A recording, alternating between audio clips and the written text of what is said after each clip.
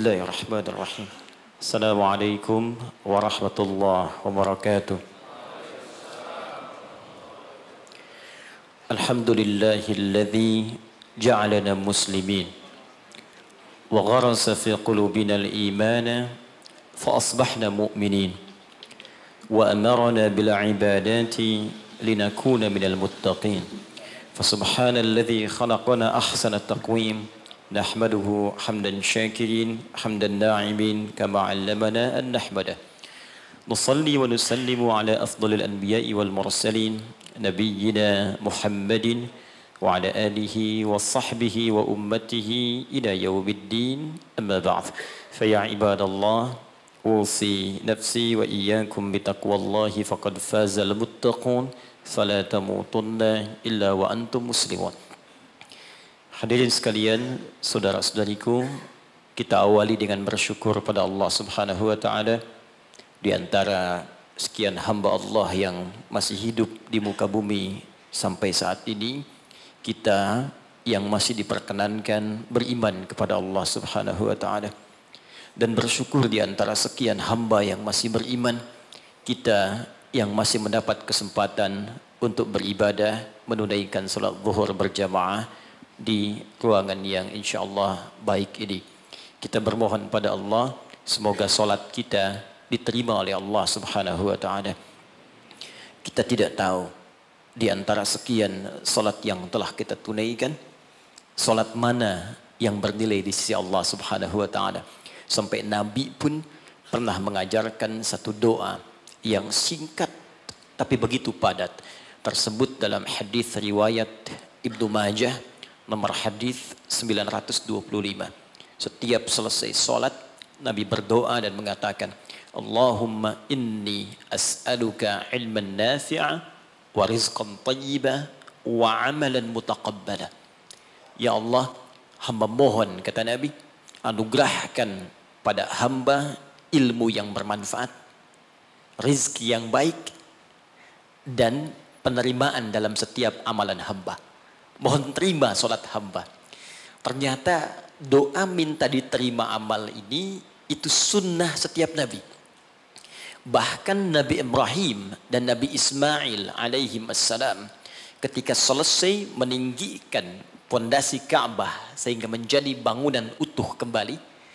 Pernah terangkan juga di sini, masih ingat bahwa Ka'bah itu redaksi Al-Qur'annya bukan manusia yang bangun, tapi dibangunkan untuk manusia.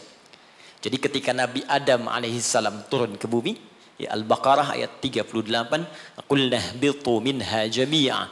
Ya, sekarang Adam, Hawa dimulai tugasmu untuk dinas di bumi. Turun.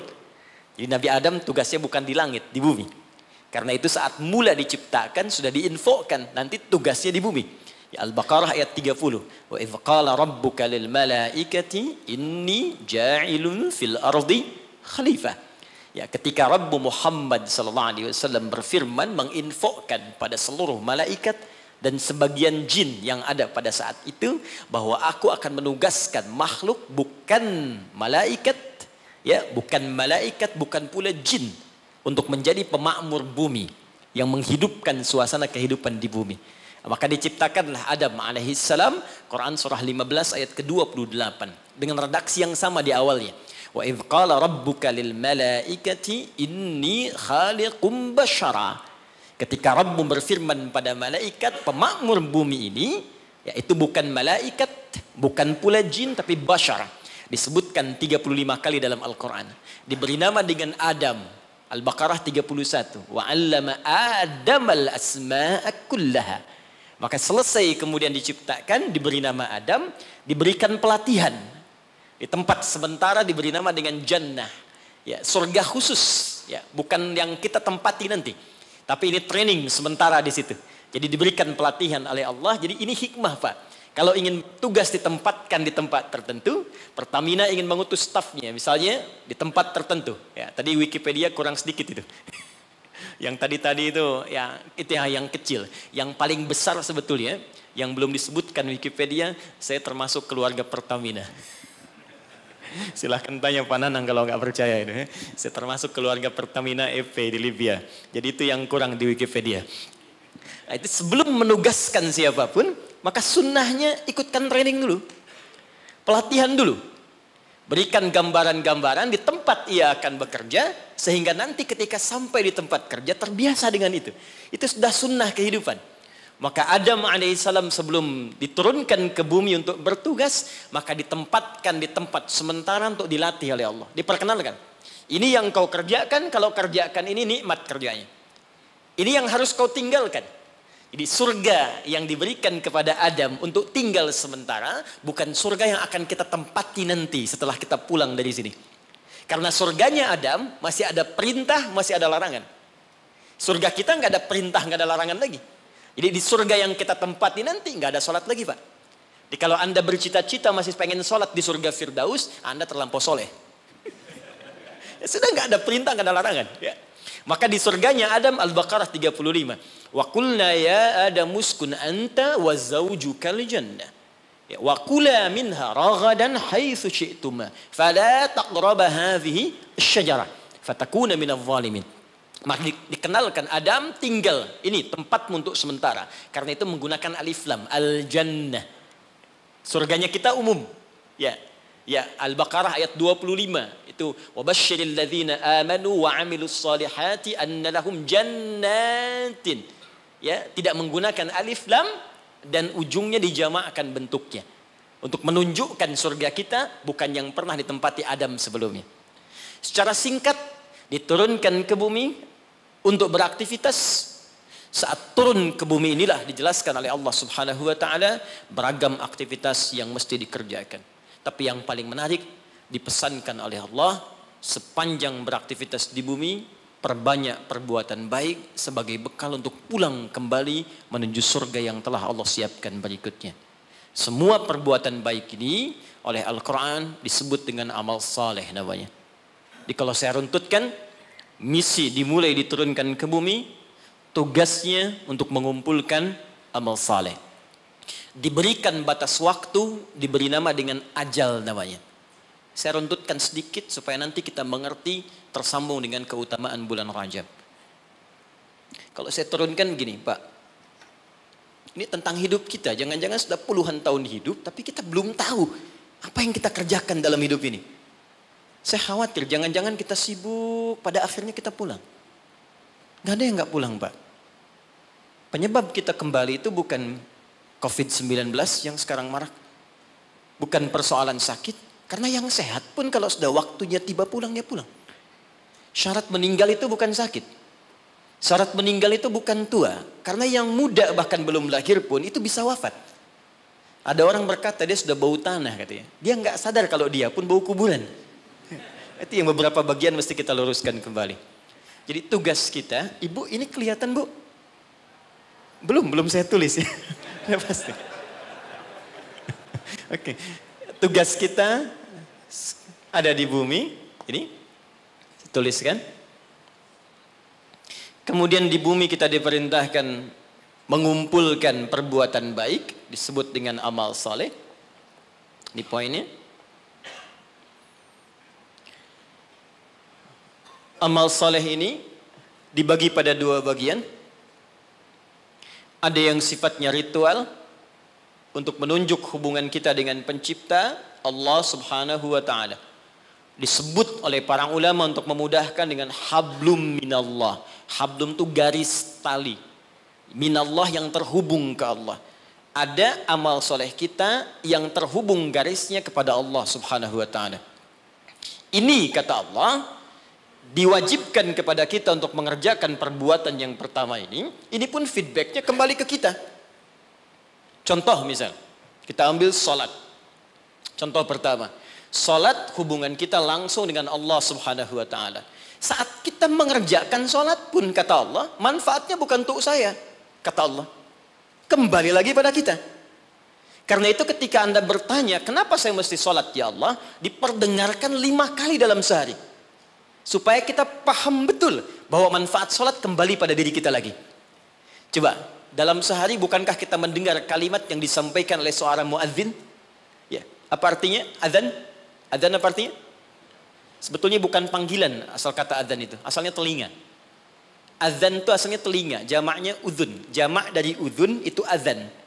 Kenapa azan disebut dengan azan? Karena ini satu-satunya lafaz di muka bumi yang pasti akan selalu terdengar oleh orang yang masih punya pendengaran di telinganya. Dan ini satu lafaz satu-satunya di bumi yang tidak pernah berhenti 24 jam. Silahkan Anda cek kalau tidak percaya. Ya, karena itu waktunya setiap tempat pasti selalu berbeda. Jakarta selesai, Bekasi azan. Bekasi selesai, Cikarang azan. Cikarang selesai, Karawang azan. Sampai semua berputar. Ya, dulu saya tinggal di Tripoli, Mesir selesai azan, Libya azan. Selesai Libya, Tunisia azan. Tunisia selesai, Aljazair azan. Maroko, sampai terus nyebrang. Ternyata 24 jam nggak pernah berhenti. Dan dahsyatnya, itu dibagi di setiap waktu beraktivitas. Bangun tidur pertama, subuh. Subuh selesai, muncul siang, zuhur. Selesai, masuk sore, asar. Selesai, pembuka ke malam, maghrib. Muncul malamnya, isya. Sampai tidur kita isya ke subuh lagi, 5 waktu dibagi, diperdengarkan kalimat itu. Ketika muncul kalimat, hayya 'alas shalah, Allahu akbar, hablu minallah. Apa bentuk ibadahnya? Hayya 'alas shalah, tunaikan salat. Anda bertanya kenapa mesti salat? Kata Allah lewat suara muadzin, hayya 'alal falah. Supaya engkau sukses. Supaya engkau bahagia. Jadi falah itu bukan sekedar bahagia. Saya pernah terangkan di sini, kalau Anda buka kamus bahasa Arab Inggris, maka falah itu diterjemahkan dengan success and happiness. Jadi di salat itu Pak, Bu, saya tekankan setiap saya kesini, saya selalu ulang-ulang kalimat ini.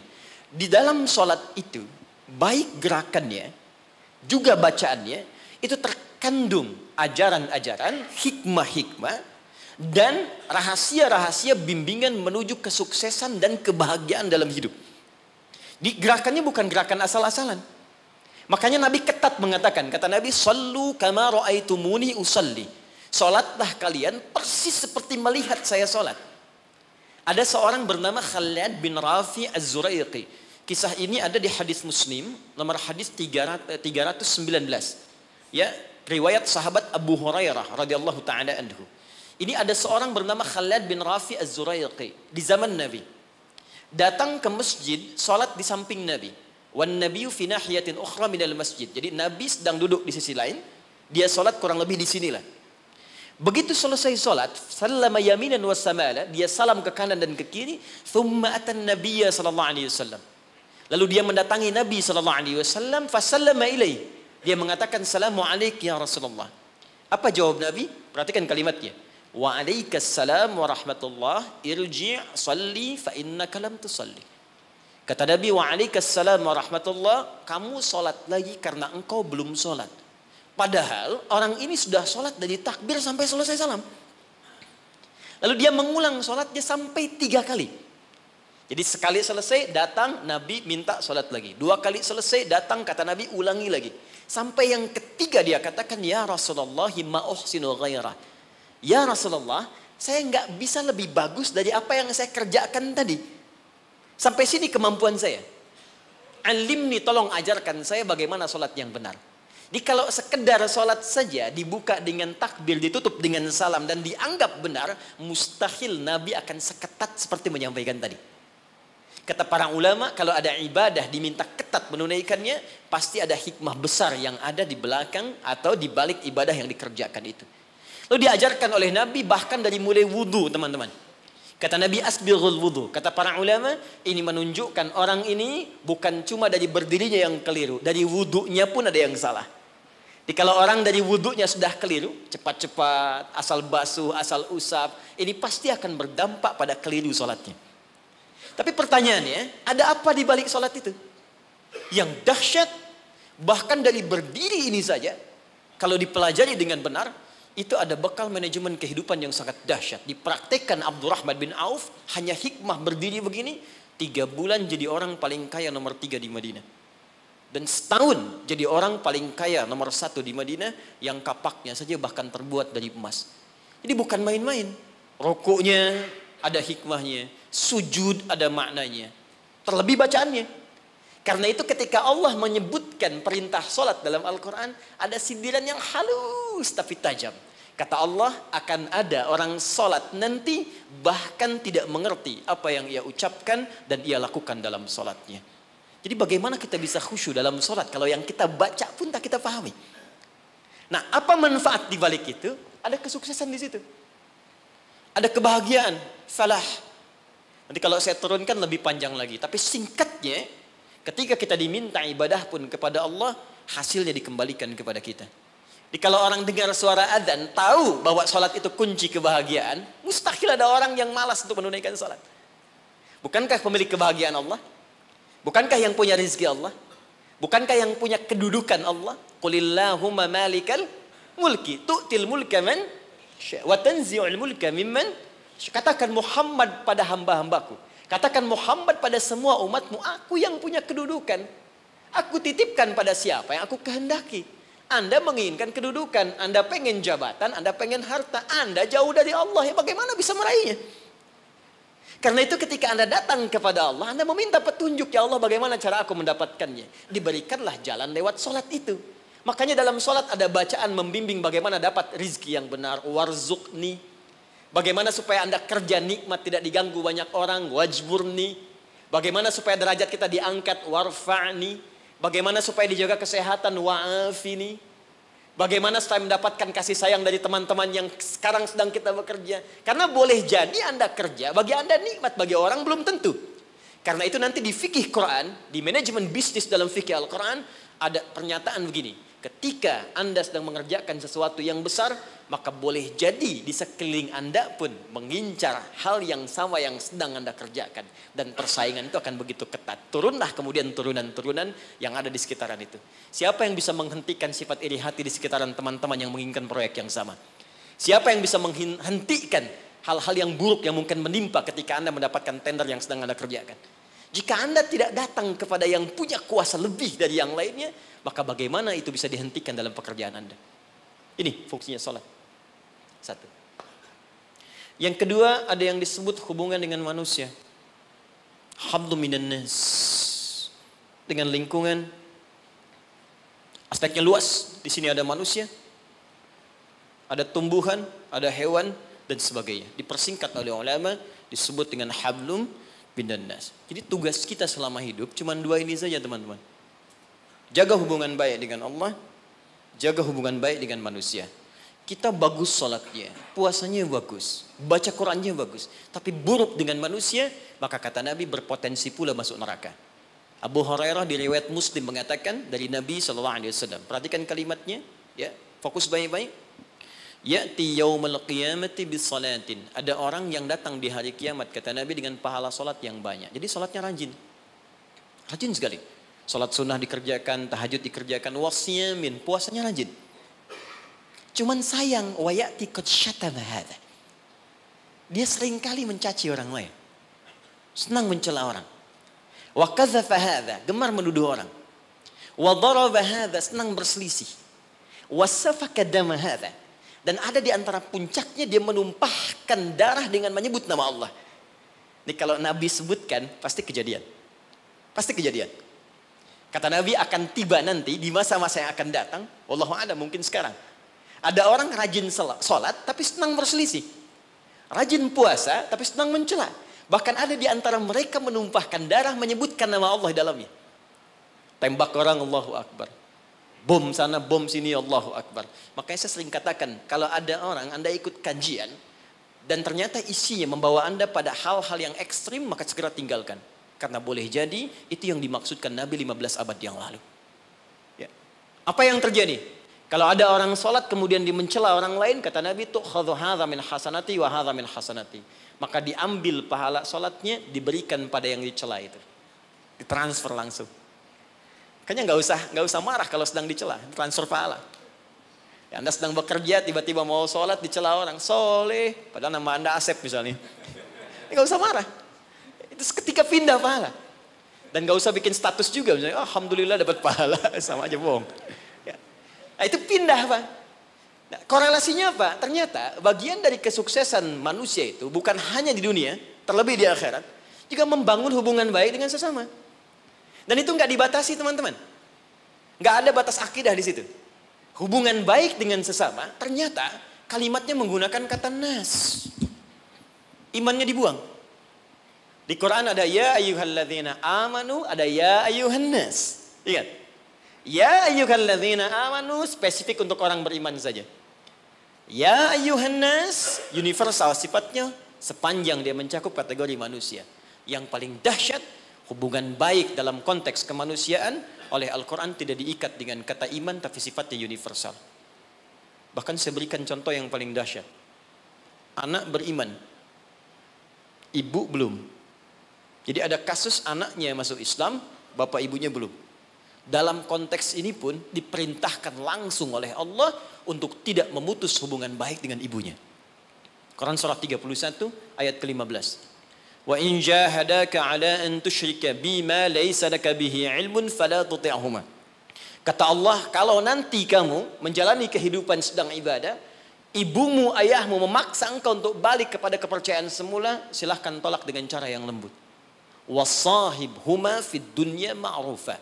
Tapi jangan sampai perbedaan keyakinan menjadikan hubungan kebaikanmu dengan orang tua terputus. Kata Quran, kalau kamu mau marah pada ibumu, ingat dulu dia melahirkan engkau. Dia mengandung engkau. Dia memberikan ASI padamu, sampai disebutkan di ayat 14 ya. Jadi Anda bayangkan, ternyata hubungan baik sesama kemanusiaan itu, pertama, tidak diikat dengan nilai-nilai akidah tadi, sifatnya dibuka luas, tapi berdampak pada penilaian baik kita di hadapan Allah Subhanahu wa Ta'ala. Boleh jadi, kenapa saya katakan ini? Boleh jadi lingkungan tempat kita bekerja sekarang, di Pertamina misalnya, kan nggak semuanya Muslim. Mungkin ada yang non-Muslim, mungkin ada yang Kristen, mungkin ada yang Hindu. Sepanjang kita membangun aktivitas kemanusiaan, bekerja sama dengan baik. Anda mau traktir? Boleh. Diskusi? Jalan. Berbagi? Lakukan. Dan niatkan sebagai ibadah kepada Allah Subhanahu wa Ta'ala. Boleh jadi asbab hidayah. Nah, sekarang pertanyaannya, saya langsung cepat karena waktu saya hanya sebentar di sini. Dari sekian yang kita kerjakan dalam kehidupan sampai usia sekarang ada yang 40 tahun, 50 tahun, lebih daripada itu. Pertanyaan saya, berapa amal soleh yang kita kumpulkan dari 2 tugas yang Allah berikan pada kita sampai dengan saat ini? Jangan-jangan Anda sholatnya bagus sekarang tapi dengan istri masih punya masalah di rumah. Ibu dengan orang tua masih punya masalah. Dengan tetangga ada yang belum baik. Ada kata-kata keburukan yang belum diedit. Ada kalimat-kalimat kotor yang belum ditarik kembali. Dan Anda yakin Anda akan wafat. Dan kita berlomba dengan batas waktu yang disebut dengan ajal namanya. Quran surah 7 ayat 31. Walikulli ummatin ajal. Setiap umat yang pernah tinggal di bumi diberikan batas waktu sampai dia kembali kepada Allah, disebut dengan ajal. Bukan maut, tapi ajal. Ajal, ingat, batas usia kita disebut dengan ajal. Fa idza jaa ajaluhum, kalau tiba ajalnya, la yastakhiruna sa'ata wa la yastaqdimun. Tidak akan bisa dimajukan, tak pula bisa dimundurkan. Jadi enggak usah tergerak untuk bunuh diri, kurang kerjaan. Kalau sudah tiba waktunya ya pulang juga. Ada orang minum baygon misalnya 3 baskom, kalau belum tiba ajal enggak akan meninggal. Ya, jadi pun enggak usah khawatir, kita saling mendoakan yang sedang sekarang diuji dengan COVID-19, kena corona, kita doakan. Tapi pun yang kena kita semangati, jangan putus asa. Bertahan, imunnya kuatkan, rohiyahnya, tarbiyahnya kuatkan. Karena penyebab kematian itu bukan corona. Penyebab kematian itu bukan TBC. Penyebab kematian bukan DBD. Penyebab kematian itu cuma satu. Kalau ajalnya tiba, datanglah penyakit yang tak ada obatnya, kata Nabi. Dialah maut namanya. Quran surah 3 ayat 185. Kullu nafsin dha'iqatul maut. Yang bawa maut namanya malakul maut. Quran surah ke-32 ayat 11. Qul yatawaffakum malakul maut alladhi wukkila bikum. Nah, sekarang kita masuk pada inti bahasannya. Ini baru mukaddimah ya, maaf. Ini baru pengantar. Ya, salah moderator dikasih cuma 1.15 ya. Kita lihat sekarang. Fokus ini. Sekarang sampai dengan detik ini, berapa amal soleh yang telah kita kumpulkan? Kalau ini kita akan tinggalkan Pak semua. Yang kita bawa cuma ini. Antum sekarang tinggal bekerja di gedung yang bagus, rumahnya mewah, kendaraan juga cukup baik. Semua itu akan kita tinggalkan. Yang kita bawa hanya ini. Makanya kalau orientasi hidup Anda hanya mengejar prestise dunia saja, gaya yang dikejar, Maka repotnya dua.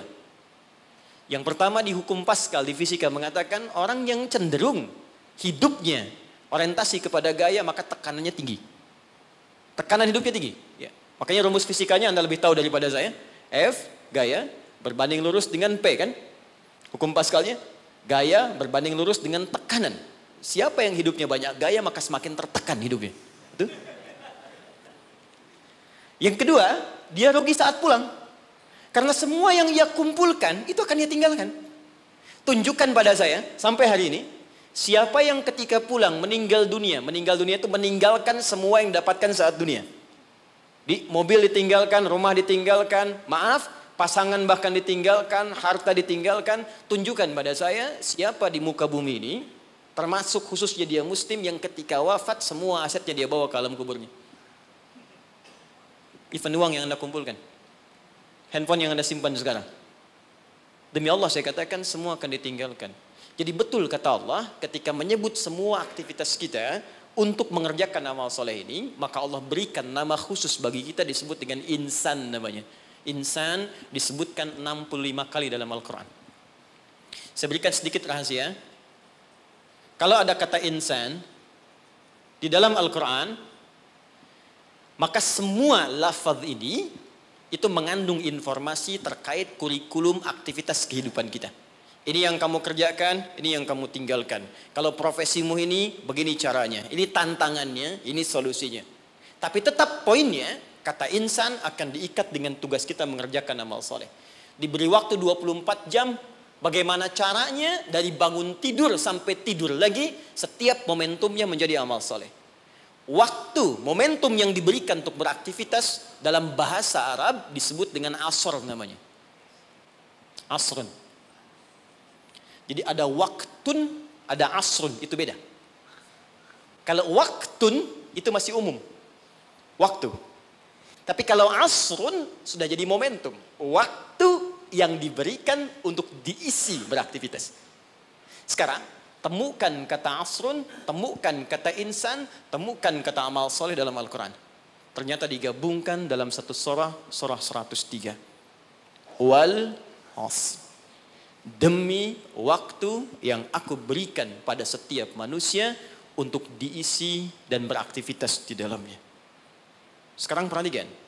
Innal insan.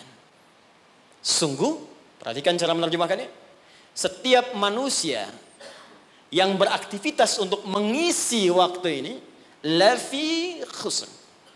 Berpotensi ada yang mengalami kerugian. Kata Allah, aku berikan modal 24 jam. Anda diberikan modal 24 juta dolar untuk beraktivitas, cari minyak nih, cari ini, cari ini. Tapi ketika Anda diberikan modalnya nggak balik. Ada yang balik cuma 1 juta, ada yang balik 2 juta, ada yang rugi sama sekali, ada yang harus bayar denda, ada yang macam-macam. Nah, sekarang Allah kasih modal kita 24 jam, gunakan beraktivitas kata Allah insan. Cuma sayang, aku berikan 24 jam, ada yang rugi. Kecuali orang-orang yang keluar dari kerugian itu, dialah orang yang aktivitasnya mengikuti hal yang telah aku tunjukkan ini.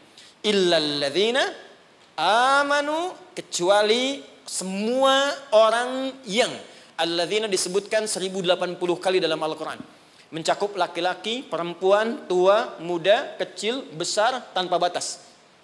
Artinya kata Allah, semua manusia tanpa kecuali akan keluar dari frame kerugian ini jika dia mengerjakan hal berikut. Illalladzina amanu wa amilus salihat. Jika yang ia kerjakan selama hidupnya menjadi baik di hadapan Allah.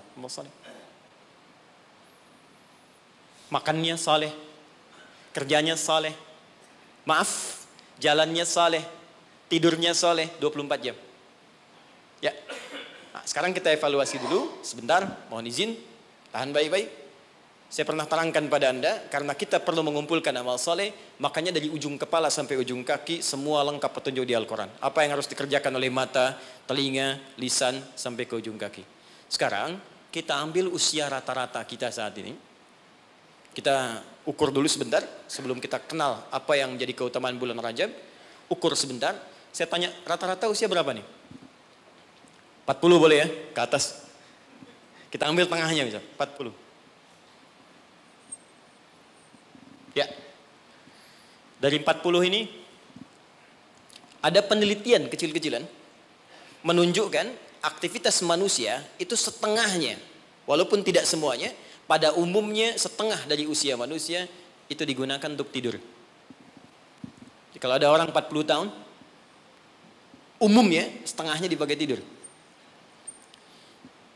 Dari bayi, tumbuh, kecil, istirahat, malamnya tidur lagi, sampai dewasa, sampai ketiduran, di kantor kadang ketiduran, di musola favorit ya untuk istirahat, sampai di bis macam-macam, ini setengah usia. Berarti setengahnya lagi itu digunakan untuk aktivitas yang produktif. Makannya, minumnya, bercandanya, kadang-kadang ada berselisihnya, macam-macam, sholatnya di sini.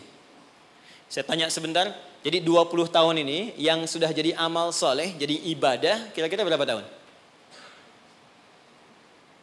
Gak usah terlalu pesimis ya, kita ambil setengahnya, 10 tahun misal. 10 misalnya. Apakah setiap amal kita disebut soleh oleh Allah? Bukankah Nabi tadi berdoa, ya Allah tolong terima amalku. Jadi selevel Nabi saja ketika berdoa minta diterima amalnya. Nabi Ibrahim, Nabi Ismail tadi di awal bangun meninggikan bangunan Ka'bah minta diterima oleh Allah. Ya, Al-Baqarah ayat ke 127. Minta diterima oleh Allah. Ya, taqabbal minna innaka antas samiul alim. Ya Allah tolong terima. Apalagi kita yang bukan Nabi, bukan Rasul. Ketika Allah akan terima amalan kita, maka syaratnya kata Allah ikhlas kerjakan amalnya. Quran surah 98 ayat yang kelima. Ibadah yang dikerjakan, amal soleh yang dilakukan dengan ikhlas, baru itu yang kemudian diterima. Pertanyaannya, dari 10 tahun yang jadi ibadah ini, yang ikhlas berapa tahun? Ambil setengahnya misal. Berapa? 5. Jadi usia 40 tahun, amalan produktif yang mungkin kemungkinan besar diterima oleh Allah, dapat nilai 5 tahun. Dosanya berapa tahun? Prasangka buruk di pikiran, mata yang salah lihat, telinga yang salah dengar, kaki salah melangkah. Hari ini aja berapa dosa mata yang dikumpulkan? Siapa yang tidak punya dosa boleh angkat tangan. Saya langsung pulang. Dosa sedikit? Agak banyak? Banyak. Tuh, saking banyaknya kita nggak bisa ngangkat kan? Nah, sekarang balik, siapa yang pengen masuk surga Firdaus? Angkat tangan. Luar biasa. Kan? Terjadi keanehan kan? Dosa, Allahu Akbar. Amalan dikit, cita-cita banyak dia. Hukum ekonomi dipakai. Modal sedikit-dikitnya keuntungan paling banyak dia. Nah, sekarang kita inginkan tingkat surga yang paling tinggi, surga Firdaus bersama Rasulullah. Tapi tahu kemampuannya cuma sedikit. Betul, ini lebih daripada Arab di zaman Nabi. Ada orang Arab di hadis Muslim, nomor hadis yang ke-14, jilid yang pertama. Jadi ada orang Arab Badu datang pada Nabi begini. Dia ngerti tentang keadaan dirinya. Ya Rasulullah, alimni amalan basitan yudkhilul jannah. Ya Rasulullah, ajarkan padaku amalan ringan-ringan aja. Yang penting bisa masuk surga. Yang penting ke surga katanya. Ya. Ini cerdas nih ya. Modal dikit keuntungan pengen banyak kan. Dia pokoknya surga aja. Dia tahu surga yang kelas biasa pun pasti luar biasa. Ya, gak apa-apa gak masuk Firdaus. Surga Aden gak apa-apa. Yang penting masuk surga. Ajarkan padaku dikit-dikit aja. Maka apa kata Nabi? Cukupkan kerjakan yang wajib saja. Iktafi bil faraid. Jadi fardu aja, nggak perlu sholat sunnah. Ramadan, tunggu puasa Ramadan aja, nggak perlu puasa sunnah. Tapi kamu jangan maksiat. Kalau pengen nambah, kerjakan kata Nabi, anta tawwa, kecuali yang sunnah kamu pengen tambah. Kerjakan yang fardu, jangan maksiat, boleh nggak kerjakan sunnah pun masuk surga kamu. Fantalaqa, pergi orang itu lantas mengatakan pada Nabi, ya Rasulullah, aku komitmen kerjakan yang wajib, aku nggak akan kerjakan yang sunnah, dan aku jaga diri untuk tidak berbuat maksiat. Pergi orang itu, fantalaqa, hadis sahih. Ketika dia pergi, komentar Nabi, aflaha in sadaqa au dakhalal jannah. Kalau benar dengan komitmennya, masuk surga dia. Cuman yang perlu kita catat, dia tinggalnya di padang pasir. Di padang pasir mau maksiat apa? Kelihatan unta, itu pun jarang-jarang. Kadal gurun, yang dilihat cuma pasir. Unta nggak pakai baju ya memang begitu. Ya, kadal seksi ya memang nggak pakai pakaian. Dan nggak dosa. Sekarang kita tinggal di kota, tinggal di Jakarta, videoton kelihatan tiap hari. Maksiat nampak depan mata, kedengaran di telinga, langkah pun kita nggak teratur. Terus pengen berlaku hal yang sama. Terus kita bandingkan lagi, dia mengukur diri, keadaan saya begini, yang penting dapat surga. Anda tahu dosa banyak, pengennya Firdaus. Lantas bagaimana kita meraihnya? Tapi rahmat Allah mengalahkan kadar logika manusia. Yang kadang-kadang ingin semua dijangkau rasional dalam hidupnya. Perhatikan rahmat Allah diturunkan. Diturunkanlah waktu-waktu yang istimewa, tempat-tempat yang istimewa, ada waktu, ada tempat, ada momentum yang istimewa yang diturunkan oleh Allah untuk mewujudkan harapan yang kita inginkan itu. Dengan turunnya waktu itu bisa menutup di antara keutamaannya dosa-dosa yang pernah dikumpulkan dalam masa kita hidup sampai di momentum yang kita rasakan. Jadi kalau kita kumpulkan dosanya cukup banyak, kita kerjakan amalan di waktu yang spesial itu, maka seketika dosa bisa digugurkan oleh Allah Subhanahu wa taala. Ada sifatnya waktu, ada tempat, ada peristiwa atau momentum. Di antara waktu yang mulia itu, yang saat Anda kerjakan amalannya bisa menggugurkan dosa, bahkan bisa merubah perilaku kita jadi lebih baik, adalah bulan Rajab. Saya ulangi, adalah bulan Rajab. Saking pentingnya bulan Rajab ini, Allah sampai menurunkan satu ayat untuk menyandingkan keutamaannya dengan bulan-bulan haram yang lain, serta Nabi sampai meminta kita untuk meningkatkan ibadah, dan bukan sekedar meminta, tapi Nabi sendiri meningkatkan ibadah di bulan ini sebagai pembuka kebaikan di bulan-bulan yang lainnya. Apa di antara keutamaannya? Ini yang coba saya urutkan dalam sisa waktu 10 menit ke depan. Dan apa yang bisa kita raih ketika kita mengerjakan itu.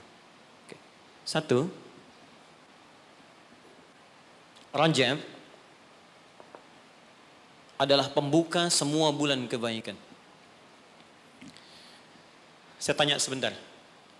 Di antara sekian bulan, 1 tahun 12 bulan itu, ada bulan yang paling baik, namanya bulan apa?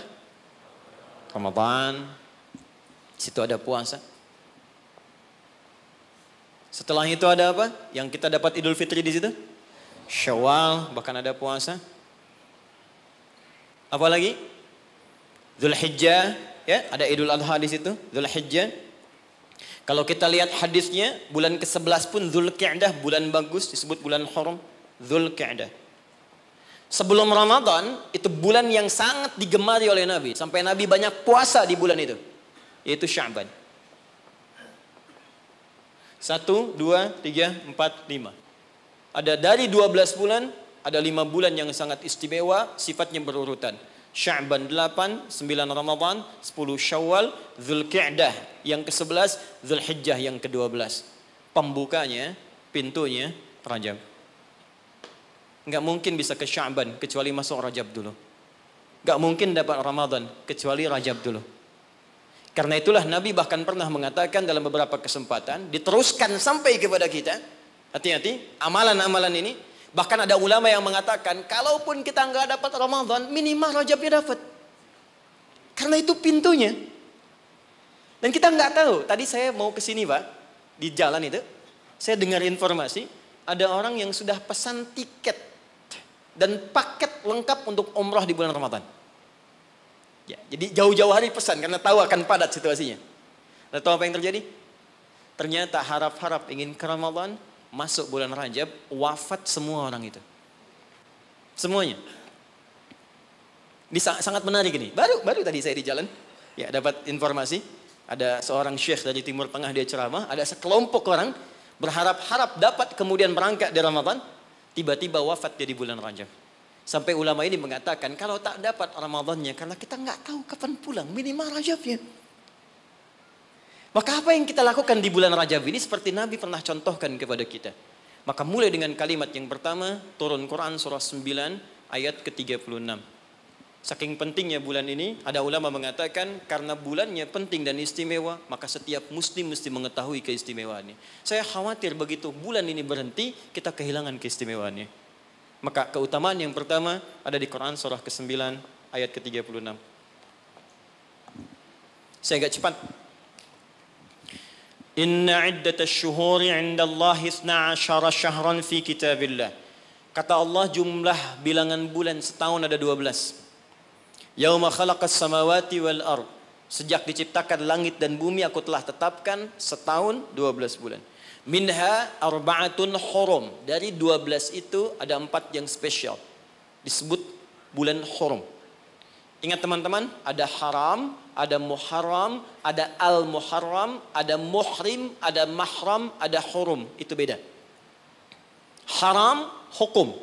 Larangan mengerjakan sesuatu. Apa hukumnya mabuk? Haram. Ingat, apa hukumnya mencuri? Haram. Hukumnya korupsi? Haram. Karena itu orang beriman gak mungkin korupsi. Awas, hati-hati. Awas, pegawai Pertamina yang beriman gak mungkin mencuri. Gak mungkin nyogok. Gak mungkin korupsi. Hati-hati, haram. Perbuatannya disebut muharram. Mabuk itu muharram. Hukumnya haram. Jelas? Kalau kita ingin meninggalkan yang dilarang itu, yang haram-haram, tambahkan hamzah di depannya, harakatnya menggunakan ahrama. Sifatnya disebut ihram.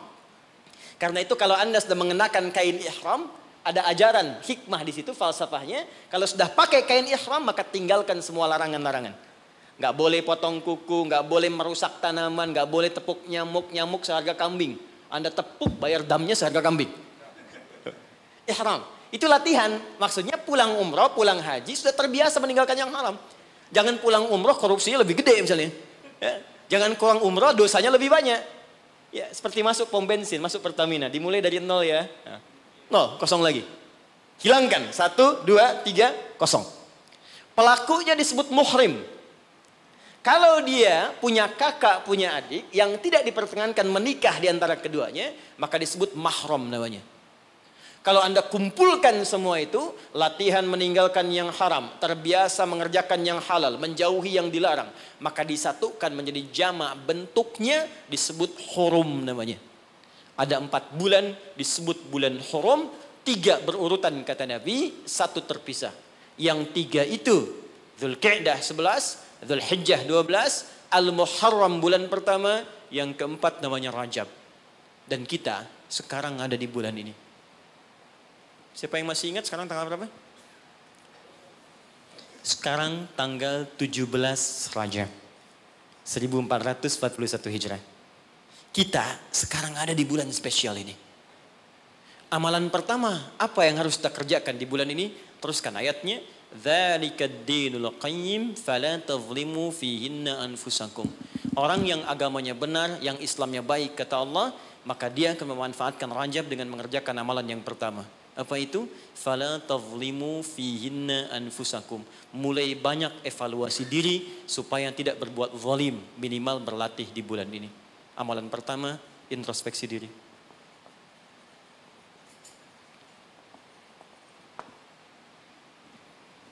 Maaf Pak Ibu, saya tidak bermaksud mengajari, hanya menerangkan apa yang dimaksud oleh Al-Quran. Zalim, fala tazlimu, jangan zalim. Zalim itu menempatkan sesuatu bukan pada tempatnya. Ada gelas, ada gayung. Gelas untuk nampung air minum, gayung nampung air mandi. Anda minum pakai gayung, mandi pakai gelas. Zalim namanya. Nah sekarang, anfus jamak dari nafas tubuh kita. Ya ini anfus itu jamak dari nafas nih kita. Dari ujung kepala sampai ujung kaki. Setiap tubuh ini sudah diterangkan oleh Allah fungsinya. Misal, mata fungsinya melihat yang baik. Quran surah ke-24 ayat 30. 31 untuk perempuan. Lisan untuk bicara yang baik-baik. Quran surah 49 ayat 11 sampai 12. Sampai kaki, sampai ke ujung kaki. Melangkah pada yang baik. Quran surah misal ke-25 ayat 69. Ya, baik, semuanya sudah diatur. Dari ujung kepala sampai ujung kaki. Kalau Anda gunakan setiap anggota tubuh di luar hal yang Allah telah tetapkan, berarti zalim sifatnya.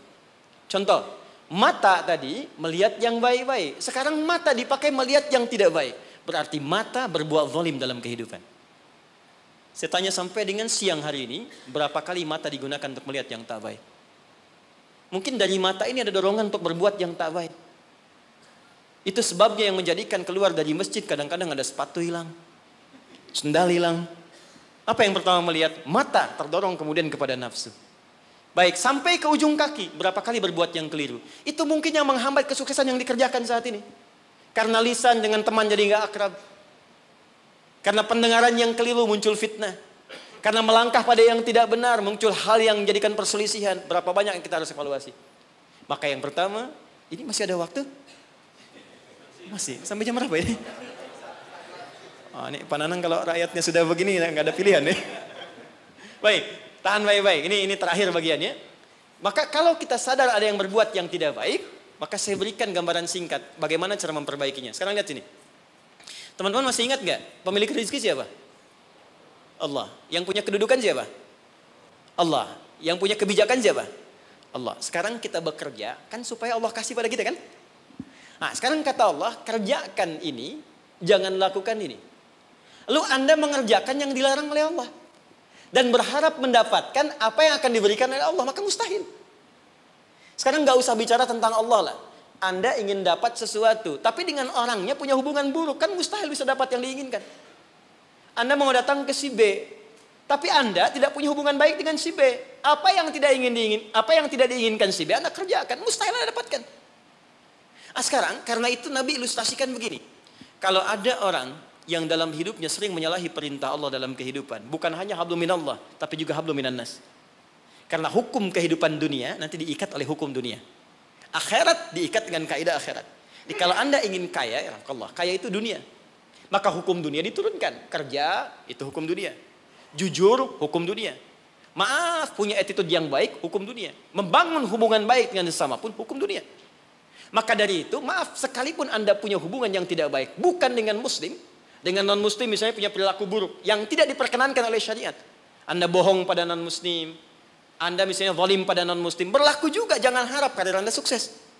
Sama persis. Ya, sekarang perhatikan baik-baik. Kalau ada orang berbuat maksiat kepada Allah, melanggar dua ketentuan tadi, maka kata Nabi, naqtah sauda, diberikanlah kemudian di atas katup hatinya noda-noda hitam. Semakin banyak dikumpulkan, semakin menutup seperti ini. Kalau sudah menutup begini, banyak maksiatnya, banyak salahnya, banyak kurangnya, bukan hanya pada Allah, tapi juga hubungan dengan manusia, maka anna yustajabu lidzalik. Bukan Allah nggak mau kabulkan doanya, tapi mental setiap diminta. Perhatikan. Masuk minta, diturunkan, balik. Diturunkan, balik. Diturunkan, balik. Setiap dimintakan. Nabi pernah mengisahkan seorang thumma dzakara rajula yutilus safara asy'atha aghbara. Ada orang datang berkelana pengen berdoa kepada Allah menempuh perjalanan panjang. Doa yang dikerjakan saat perjalanan panjang cepat dikabulkan 2 kali lipat dari yang biasa. Kemudian menyebut nama Allah al-asmaul husna. Doa yang dibuka dengan al-asmaul husna cepat dikabulkan. Yang ketiga dia mengangkat tangan. Doa yang dilakukan dengan mengangkat tangan cepat dikabulkan dibandingkan dengan yang diam. 3 amalan dia kerjakan 6 kali seharusnya lebih cepat dikabulkan. Tapi apa komentar Nabi pada saat itu? Anna yustajabu lidzalik. Bagaimana doanya bisa dikabulkan? Jadi begitu dia minta dengan keadaan itu, mental lagi. Apa penyebabnya? Maaf. Mat'amu haram. Karena dia cari kerja dengan cara yang haram. Mashrabu haram, minumannya haram. Malbasu haram, pakaiannya haram. Wa ghudhiya biharamin, dan perilakunya haram. Ya, tidak cukup kita bisa mendapatkan kelancaran dalam usaha dengan sekedar sholat. Sholat memberikan keberkahan, kemudahan, kelancaran. Kalau hubungan dengan manusianya buruk, juga sama akan menghambat. Dengan ibu Anda kurang baik, dengan ayah Anda kurang baik, dengan istri, dengan suami kurang baik, itu mungkin bisa menghambat kepada karir pekerjaan Anda. Apalagi kalaupun ini baik, dengan suami baik, istri baik, tetangga baik, tapi kalau dengan Allah tidak baik, maka ada sesuatu yang tidak mudah kita dapatkan dalam kehidupan. Terakhir, bagaimana cara berintrospeksi di bulan ini? Maka diturunkanlah oleh Nabi cara-cara berintrospeksi dengan 3 pendekatan utama. Ada 3 lafadznya, ini saya ajarkan yang paling ringan saja. Kalau terkait dengan dosa-dosa keseharian, maka lakukan zikir Nabi Adam. Quran surah ke-7 ayat 23. Saya yakin kita hafal. Rabbana zalamna anfusana wa illam taghfir lana wa tarhamna lanakunanna minal khasirin. Bacakan itu minimal setelah selesai kita salat. Astaghfirullah, astaghfirullah, astaghfirullah. Allahumma antas salam, minkas salam, tabarakta ya dzal jalali wal ikram. Perbanyak zikir tadi. Rabbana zalamna anfusana wa illam taghfir lana wa tarhamna lanakunanna minal khasirin. Tapi mohon sekali, ketika Anda bacakan zikir ini, jangan sekadar diucapkan di lisan. Bayangkan Anda punya persoalan apa dalam kehidupan. Jadi ketika Anda bacakan, mata Anda zalim, rasakan kezaliman itu. Ketika dengan orang tua tak bagus, bayangkan perbuatan buruk yang sedang Anda kerjakan. Begitu Anda bacakan, air mata Anda menetes, seketika ampunan Allah akan diturunkan kepada kita. Dan gugur perbuatan buruk yang pernah kita lakukan. 2, ini cepat, ada dosa yang terkait dengan aktivitas pekerjaan yang sedang kita lakukan. Kenal Nabi Yunus? Bagus. Nabi Yunus itu kan berdakwah. Bekerja, beraktivitas. Cuma sayang dalam pekerjaan itu tantangannya begitu tinggi. Nanti ada, lain kali kalau ngaji kesini lagi, jangan ngambil yang jauh-jauh ya. Yang Anda butuhkan aja. Ya, ini kan teman-teman ada di dunia pekerjaan. Kenapa Anda nggak mengeluarkan fikih bisnis dalam Al-Quran? Manajemen misalnya bisnis dalam Al-Quran. Tentang pekerjaan, itu aja yang dibahas. Itu lebih terasa nanti apa yang kita butuhkan, itu yang kita dapatkan. Ada di Quran cara misalnya memudahkan kita mendapatkan kemudahan dalam pekerjaan. Tantangannya apa saja. Ini yang terjadi kalau Anda bisnis begini. Ini yang mungkin terjadi pada orang. Penyakit ini yang muncul dari ria untuk diri yang meraih kesuksesan. Dari yang iri hati, yang dengki, mengobatinya bagaimana. Ada semua. Nah, Nabi Yunus salah satu tipikal yang dicontohkan oleh Allah. Sedang beraktivitas, bekerja, dapat tantangan tidak biasa. Ingat ini ya. Kalau tantangannya begitu tinggi, maka lawannya sepadan. Di balik itu Allah ingin menganugerahkan anugerah yang tidak biasa. Karena ujian berat tidak akan diberikan pada orang kecil. Ya, jadi kalau Pertamina misalnya sedang menghadapi ini sesuatu yang besar, tantangan besar, artinya di balik itu ada anugerah besar yang akan dihadapkan kepada Anda. Karena itu ingat baik-baik. Dalam konteks ini Al-Quran mengatakan hanya orang-orang besar yang bisa melewati itu. Kadang-kadang di situ akan kelihatan. Orang yang cuma malas numpang kerja saja akan terlihat. Orang yang butuh tantangan, dia akan dihadapkan pada kesuksesan. Secara singkat, dakwah diusir, masuk ke kapal, sampai dilemparkan ke lautan. Ya, jadi dakwahnya diisengi, diusili, sampai yang terakhir puncaknya, dilempar ke lautan, masuk dalam perut ikan paus. Saya mau tanya sebentar, kalau masuk perut ikan paus, kira-kira pengap atau tidak? Sudah pernah masuk? Pengap, gelap, sulit kan? Baik ya? Nah, gambarannya nonton film Pinocchio kelihatan kan? Nah, sekarang lihat baik-baik. Ketika Nabi Yunus alaihissalam ada dalam perut ikan paus itu, sempat terlintas dengan sifat kemanusiaannya. Kapan saya bisa keluar dari persoalan ini? Kapan Allah tolong saya? Itu fitrah kemanusiaannya. Tapi fitrah kenabiannya, karena beliau maksum, diluruskan oleh Allah. Jangan mengeluh. Ini jalan menuju kesuksesan. Bagian dari kebaikan yang mungkin kamu akan dapatkan. Lakukan zikir ini. Begitu diucapkan zikirnya, dikeluarkanlah dari kesulitan itu. Saya mau tanya sebentar. Tadi masuknya ke perut ikan apa? Ikan paus. Tapi ketika dikeluarkan, bahasa Qurannya, bukan saya keluarkan dari perut ikan paus, tapi Allah katakan dengan kalimat yang sangat indah.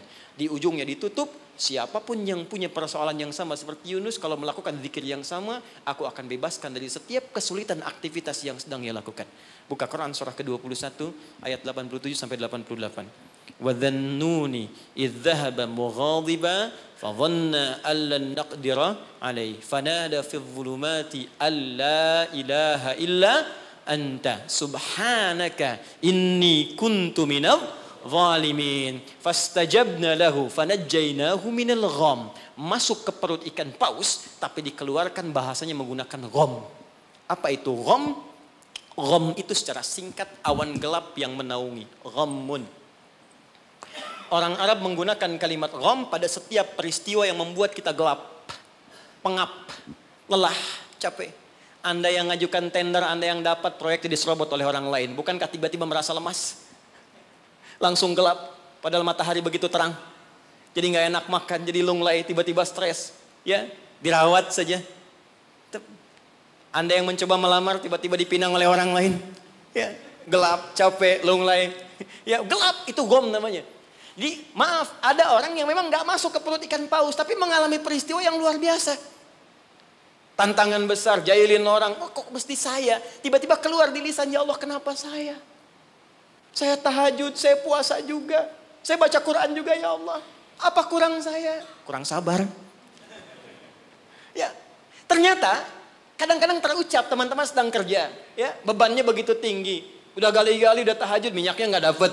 Ya, atau tiba-tiba sudah dibilang gak dapat terus diambil orang gitu. Apa yang harus dikerjakan? Itu pernah terjadi. Kata Allah, lakukan zikir Nabi Yunus alaihissalam. Ada yang salah dalam diri kita. Yang ngatur zikir itu Allah. Jangan mengeluh. Ya, 2 kali lipat motivasi munculkan lagi, petakan lagi, tambah lagi pengetahuannya, kerja lebih maksimal lagi, maka pembukanya dibuka dengan kalimat zikir. Ini yang membebaskan kita dari kesulitan. Jadi kalau Anda sedang praktek, kerja dimanapun, offshore kah itu atau di darat kah, atau ada kesulitan di kantor, bacakan zikir ini. Ini bagian dari hal yang ketika kita bacakan bisa menghilangkan kesulitan yang kita sedang rasakan. Rabbana, masih ingat? Wa nada fil dhulumati alla ilaha illa anta subhanaka inni kuntu minal zalimin. La ilaha illa anta subhanaka inni kuntu minal zalimin. Rutinkan zikir itu, terutama kalau mendapatkan kesulitan dalam pekerjaan-pekerjaan atau beraktivitas. Yang terakhir saya tutup, sekarang sedang banyak penyakit menyebar di mana-mana sampai orang yang sakit biasa pun dicurigai, batuk di kereta tiba-tiba digulung, batuk di pesawat dikeluarin padahal cuma batuk aja gitu kan. Ya, ada juga yang kemudian kena ini, kena itu dan sebagainya. Kita mesti kuat. Ya, karena kepanikan itu juga bagian dari kelemahan yang mungkin bisa menambah penyebaran virus atau apapun dengan cepat. Maka Allah mengajarkan zikir lewat Nabi Ayyub alaihissalam. Kalau kita bisa kerjakan ini, maka Allah akan berikan kekuatan lebih dibanding yang lain-lainnya. Zikirnya ditemukan di Quran surah ke-21 ayat 83 sampai dengan 84. Wa ayyuba idznada rabbahu anni massaniyadurru wa anta arhamur rahimin. Saya ajarkan zikir ini tidak main-main. Kalau ada yang divonis penyakit, entah Anda, kerabat Anda, keluarga Anda, sepupu dan sebagainya, dan dokter mengatakan mustahil sembuh, maka bacakan zikir ini. Allah sudah berjanji di ayat 84-nya, siapa yang mengamalkan zikir ini, saya akan sembuhkan penyakitnya, walaupun ia menderita penyakit seperti Ayyub alaihissalam yang tidak pernah dialami orang sebelumnya atau dirasakan orang setelahnya. Karena kadang-kadang ada keluhan ketika sakit. Ya Allah, kenapa saya begini? Ya Allah, kapan sembuhnya? Bacakan zikirnya, anni massaniyadurru wa anta arhamur rahimin. Saya tutup. Rajab, keutamaan yang pertama akan mempercepat anugerah Allah untuk mengampuni dosa-dosa yang pernah berjalan selama hidup kita. Maka isi bulan ini dengan istighfar. Istighfar yang baik, koreksi diri kita. Sehingga saat masuk bulan Ramadan, kita sudah dalam keadaan yang optimal untuk bisa mendapatkan semua kenikmatannya. Maka mohon izin, maaf, pulang dari sini, coba cek dulu Pak ya. Ibu di rumah dengan anak-anak mungkin ada masalah, selesaikan. Dengan pasangan hidup, di kantor. Jangan sampai itu yang memberatkan Anda ketika pulang kepada Allah Subhanahu wa Ta'ala. Ini bagian pesan yang pertama. Yang kedua, tingkatkan amal saleh. Ya, Ibnu Abbas mengatakan, orang yang sengaja maksiat di bulan Rajab, karena tadi ada ayatnya, maka dosanya 2 kali lipat di hari biasa. 2 kali lipat. Di orang yang bikin hoax sekarang ini, jadi buzzer, jadi macam-macam, itu 2 kali lipat dosa hari biasa.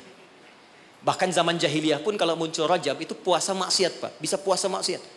Di orang jahiliyah, Abu Jahal dan kawan-kawan, itu kalau dicela di bulan Rajab, balasnya bulan depan. Ya libur dulu gitu.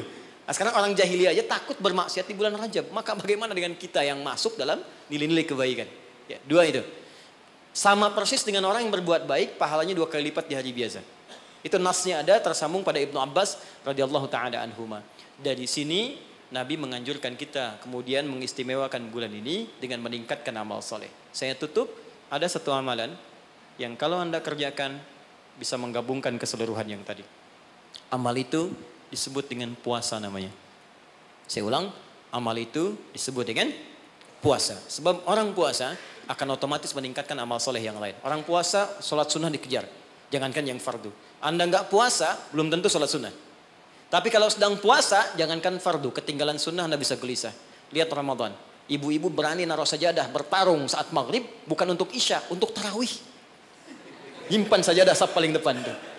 Ya, padahal tarawih hukumnya sunnah kan? Nah, jadi sunnah itu dikejar. Nggak ada yang minta, dicari-cari. Anda Ramadan cari yatim. Yatim, fakir, macam. Kenapa? Sedang puasa. Yang kedua, puasa bisa menghambat maksiat. Gak ada orang demi Allah saya katakan, koruptor kalau puasa, gak korupsi dulu. Ya, pencuri gak nyuri dulu. Puasa. Karena psikologi orang puasa gak mau berbuat maksiat, takut batal puasanya. Orang pemarah pun semarah-marahnya sedang puasa bisa berhenti marah. Buka jam 6 kurang 5 diprovokasi. Dia diam aja. Istrinya nanya, papa gak marah? Ntar habis buka. Dia tahan. Nah, jadi tolong hidupkan bulan ini. Yuk kita mulai. Jangan coba dulu pelan-pelan ya. Jangan langsung tinggi-tinggi. Ya. Sehari dulu puasa. Sekarang Kamis tunggu Senin. Karena kalau orang banyak puasa, kita puasanya akan lebih ringan. Ya, nanti kalau sudah Senin istirahat dulu. Kamis puasa lagi. Ya supaya terbiasa. Nanti saat Ramadan kita sudah lebih sempurna. Tapi hati-hati. Karena bulan ini istimewa, dulu banyak orang abai tentang bulan ini sehingga ada orang-orang yang tidak mengerti berbuatlah dengan membuat hadis-hadis palsu. Ya, siapa yang puasa sehari bulan Rajab akan dapat begini. Siapa yang sholat pertama bulan Rajab diampuni semua dosanya. Pernah dengar hadis itu? Hadis itu palsu. Bahkan saking palsunya, di kitab hadis palsu pun tidak ditemukan. Saking palsunya. Tapi ada salah persepsi di masyarakat. Apa salah persepsinya? Dikira Rajab nggak ada keutamaannya karena yang diketengahkan hadis palsu, hadis palsu. Akhirnya orang malas puasa, orang malas sholat malam. Padahal yang sahih ada. Jadi kalau ada yang sahih, kenapa menggunakan yang palsu? Jadi kalau Anda ingin sholat malam, sholat saja, tahajud namanya. Silakan tahajud, perbanyak malam, tingkatkan ketaatan. Siangnya silakan puasa, gunakan yang sahihnya. Mudah-mudahan dosa kita diampuni oleh Allah Subhanahu Wa Taala. Tidak cukup dengan amin, ya koreksi diri dulu, kemudian perbaiki dan terakhir, saya ingin berdoa untuk kita semua. Mudah-mudahan doa kita dikabulkan oleh Allah, dimudahkan pekerjaan kita. Sebelum kita berdoa, saya ingin memberikan pesan. Bangsa kita bangsa besar. Negara kita negara hebat. Sumber daya kita banyak. Banyak yang ingin mendapatkan Indonesia, bahkan ingin lahir di Indonesia. Dan kita beruntung berada di sini. Maka saya ingin mengajak kepada teman-teman semuanya, ayo makmurkan negeri kita. Cintai negara kita, cintai bangsa kita. Saya pun selalu mengatakan keluar dimanapun saya pergi, dunia-dunia yang saya kunjungi, saya katakan saya sangat mencintai negara saya. Bangsa saya, dan saya ajak teman-teman di luar untuk kembali bangun bangsa kita. Dan sekarang yang dibutuhkan oleh bangsa kita adalah orang-orang baik. Yang pintar sudah banyak, tapi tidak cukup mengangkat kehebatan negeri kita dengan pintar saja. Maka saya berpesan pada Anda semua, diri saya pribadi, jadi orang baik. Jadi karyawan yang baik, jadi abdi masyarakat yang baik, dan jadi hamba yang baik. Insya Allah dengan menjadi baik, suami baik, istri baik, pekerja baik, cukup dengan kebaikan itu akan mendatangkan rahmat dan keberkahan bagi kita semua insya Allah. Mari kita mulai dengan doa. Mudah-mudahan doa ini menjadi awal untuk melangkah pada lebih baik di hadapan Allah Subhanahu Wa Taala. Allahumma taqabbal minna innaka antas sami'ul alim wa tub alaina innaka antat tawwabur rahim. Allahumma 'allimna ma yanfa'una. Allahumma 'allimna ma jahilna. Ya Allah, mohon ajarkan pada kami pengetahuan yang baik yang mengentaskan ketidaktahuan kami. Allahumma ya Allah, wafiqna bima ta'allamna bihi na'mala bih. Ya Allah, berikan kami kekuatan untuk mengamalkan apa yang telah kami pelajari dan kami pahami. Rabbana la tada' lana fi maqamina hadha wa fi kulli maqamin dhanban illa ghafartah. Ya Allah, jika ada pendosa hadir di ruangan ini, jangan biarkan dia meninggalkan tempat ini kecuali Engkau telah ampuni segala dosa-dosanya. Wala hamman illa farajtah. Jika ada yang tengah gelisah di tempat ini, maka mohon tenangkan keadaan hatinya sebelum ia meninggalkan ruangan ini. Allahumma wala maridan illa syafaitah. Jika ada di antara kami yang tengah Engkau uji dengan penyakit seberat apapun, maka mohon angkat penyakitnya dan sembuhkan keadaan dirinya. Allahumma wala asiran illa yassartah. Ya Allah, jika ada yang ditimpa kesulitan di tempat ini, baik di keluarganya, di pekerjaannya, dalam kehidupan sosialnya, maka mohon dengan keikhlasan amalannya, angkat, hilangkan ya Allah segala kesulitannya. Allahumma Rabbana, Allahumma barik lana ya Allah fi kulli umurina wa fi kulli umrina. Ya Allah, anugerahkan keberkahan ya Allah kepada usia kami, kepada umur kami dan seluruh aktivitas kami. Wa taqabbal minna jami' amalina salihah, dan mohon ya Allah terima seluruh amal kebaikan kami. Berkahi kami di bulan Rajab ini ya Allah, bimbing kami untuk berbuat baik ya Allah, dan sampaikan kami pada bulan-bulan kebaikan di Sya'ban, di Ramadan, di Syawal, dan bernilai baik di dalamnya. Rabbana atina fid dunya hasanah wa fil akhirati hasanah wa qina adzaban nar. Bifadlika subhana rabbika rabbil izzati amma yasifun wa salamun alal mursalin wa akhiru da'wana alhamdulillahi rabbil alamin. Subhanakallahumma wa bihamdika asyhadu an la ilaha illa anta astaghfiruka wa atubu ilaik. Assalamualaikum warahmatullahi wabarakatuh.